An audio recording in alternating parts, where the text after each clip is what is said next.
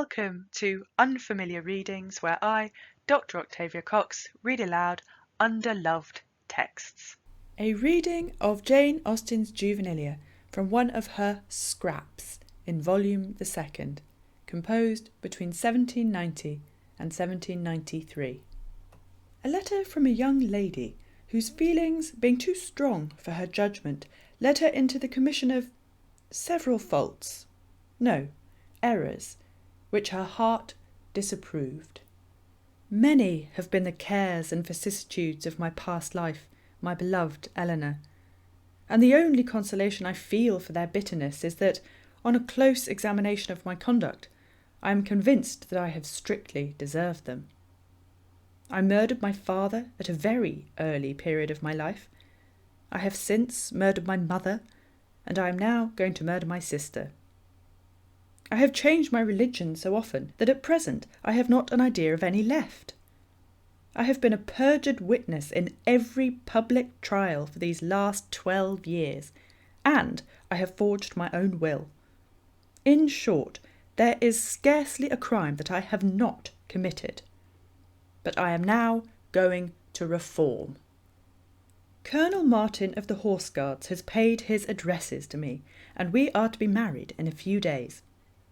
As there is something singular in our courtship, I will give you an account of it. Colonel Martin is the second son of the late Sir John Martin, who died immensely rich, but bequeathing only £100,000 apiece to his 3 younger children, left the bulk of his fortune, about 8 million, to the present Sir Thomas.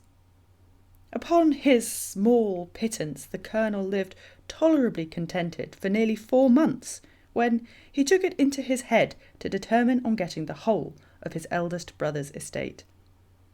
A new will was forged, and the colonel produced it in court, but nobody would swear to its being the right will except himself, and he had sworn so much that nobody believed him. At that moment I happened to be passing by the door of the court, and was beckoned in by the judge, who told the colonel that I was a lady ready to witness anything for the cause of justice, and advised him to apply to me. In short, the affair was soon adjusted. The colonel and I swore to its being the right will, and Sir Thomas was obliged to resign all his ill-gotten wealth.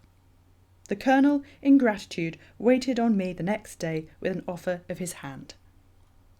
I am now going to murder my sister. Yours ever, Anna Parker.